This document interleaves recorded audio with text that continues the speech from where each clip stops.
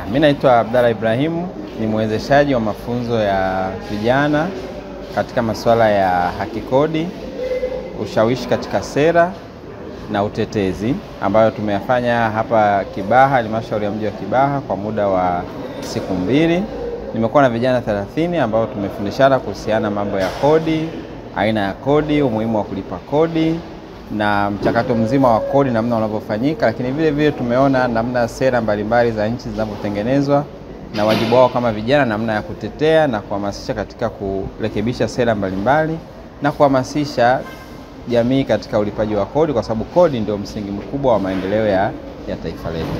Lakini vile vile tumeweza kupata fursa na vijana hawa kutengeneza mtandao wao ambao utaweza kuhamasisha jamii ya Kibaha kwa ujumla na taifa kwa ujumla katika ulipaji wa kodi na kuangalia namna gani wanaweza kushawishi jamii kuendelea kuhakikisha kwamba kodi inalipwa ili jamii iweze kunufaika. Kwa mfano, kuna mpango wa elimu bure, jamii iweze kupata elimu bure, iweze kupata barabara bora, huduma ya afya na vitu vingine. Katika vitu vyote hivyo inategemea na ulipaji wa kodi. Kwa hiyo tumekuwa na mafunzo hayo na naamini vijana hawa ambao wako 30 wanaweza kuhakikisha jamii inaweza kupata haki na usawa katika swala zima la kodi na maendeleo ya taifa kwa ujumla. Kwa majina naitwa Roda Valens kutoka mkoa wa Pwani, wilaya ya Kibaha. Niko hapa leo kueleza kuhusiana masuala nilichojifunza kuhusiana masuala ya kodi. Kama kijana najifunza vitu vingi kuhusiana masuala ya kikodi, kwamba nimekuwa na uelewa kuhusiana swala la kodi. Hapo awali sikuwa na uelewa, lakini pia tumeenda kwa undani zaidi kwamba katika ulipaji wa kodi kwamba kijana anatakiwa afanye nini. Tumepata elimu kwamba tunatakiwa tujifunze vitu vingi, vitu mbalimbali, kwa sababu vijana wengi wanakuwa hana uelewa kuhusiana masuala ya kikodi. Unakuta wakiona watu wachelewa na kimbia, walipi kwa wakati. Ni kutokana tu na elimu inakuwa haijafikia ya kutosha.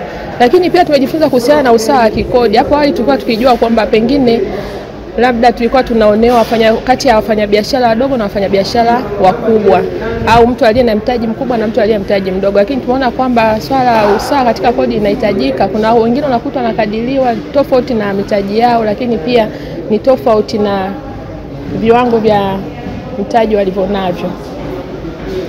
Napenda pia kuwashukuru Pwani Youth Network kwa sababu pia wametuelimisha zaidi, lakini ningeomba pia waendelee kufikia vijana wengi zaidi. Kuna vijana ambao wapo huko ndani zaidi hawajapata haya mafunzo, wanahitaji pia wapate haya mafunzo, kwa sababu kundi kubwa ambalo linatakiwa kuelimishwa ni kundi la vijana, kwa sababu ni nguvu kazi ya taifa ambao wanaweza kufika sehemu mbalimbali na kaweza kuelimisha zaidi kuhusiana masuala ya kikodi. Kwa majina naitwa Marco Dominic Samla.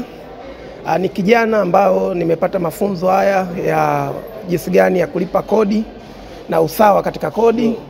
Lakini ni jinsi gani vijana wengi ambao hawana elimu hii, na mimi nimepata nikaitumia vizuri kwa hapa elimu vijana wenzangu wajasiriamali waweze kulipa kodi, maana kodi ndo mfumo mzuri wa maendeleo ya jamii. Kwa hiyo wakilipa kodi, wajasiriamali wakikata vile vitambulisho vyao vya shilingi 20,000 watachangia pato kubwa kwa taifa na maendeleo yataonekana kitaifa. Kwa hiyo kikubwa nasema vijana washiriki na waendelee kujua mpango mzima wa kodi kwa halmashauri yetu na kwa taifa kwa ujumla. Ombi langu kwa wawezeshaji waongeze nguvu kazi kubwa. Vijana wako wengi sana mtaani hawana elimu juu ya mapato au kodi.